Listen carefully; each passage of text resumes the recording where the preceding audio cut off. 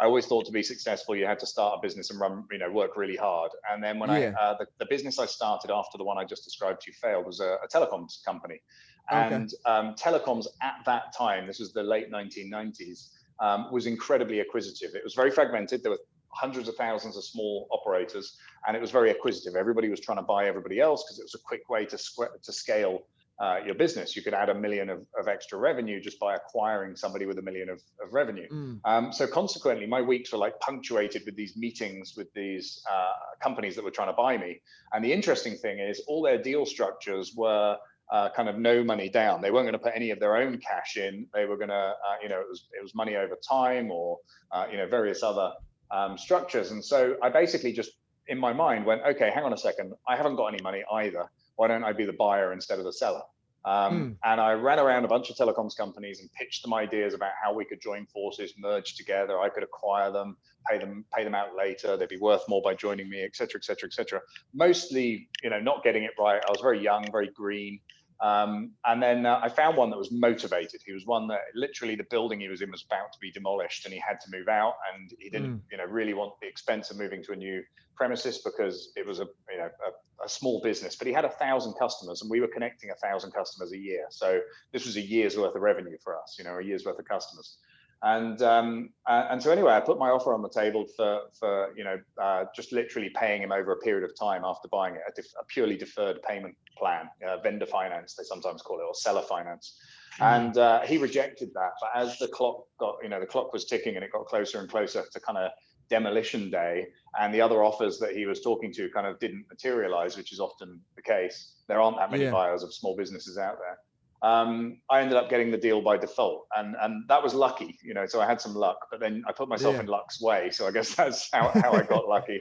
And, but it was an epiphany because we grew by a year's worth of sales in an afternoon. I didn't take any risk of investing in marketing or doing any sales or anything like that. We just added these customers to our customer base. It was entirely self-financing.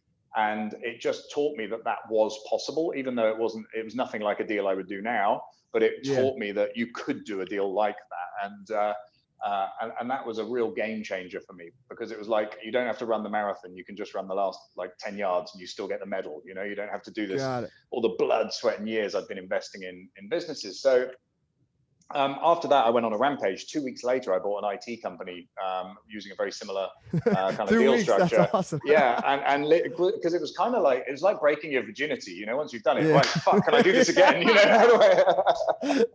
How do I do that? That was awesome. How do I do that again? So I went and did another one, and we grew that business like crazy over the next 18 months. In fact, went from 1 company to 12 companies. Went from 1 million revenue to 13.5 million revenue, went from like 20 staff to 135 staff, all in 18 months. And that sounds really impressive because I've used all those great highlight numbers. It was actually fucking chaos. It was so hard. I often say to people, the only thing worse than running 1 shit business is running 12 shit businesses. So it's actually really, it was really, really tough, really hand to mouth. I often described it as robbing Peter, not always paying Paul, trying to juggle 50 things at the same time. It was, and as the CEO, as the guy at the top, you tend to only deal with the worst, shittiest, most unsolvable problems that everybody else has. So, it filters through all the various different departments and find that when it lands on your desk, it's almost impossible to solve. And you get, a few of those every day. So it really keeps you, really keeps you interested. So anyway, then I sold one of them. One of them went bust, and that was a massive lesson for me, because the one that went bust was one that I thought was just a keeper, because it had a 3-year contract with the world's largest insurance company. The world's largest insurance company was AIG, and they themselves went bust in 2008. So, so we had too much exposure to one client, which is, rookie error. But nonetheless, the one that I thought was the cash cow and the keeper wasn't.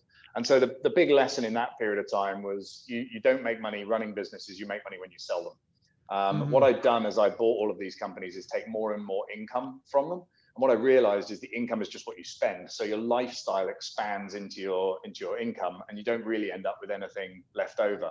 But when you sell a company, you have this capital event that can really change your life, because you can deploy that and create passive income that can have a transformational impact on you. So I learned two things really, which is that you make money when you sell, and the right time to sell is now, because something, you could have a pandemic, for Christ's sake, or you can have or a global financial crisis, or Google could do it for free, or Amazon could get into your line of business, or whatever, so Amazon does that a lot. Like, this product's going well, let me replicate that. Exactly.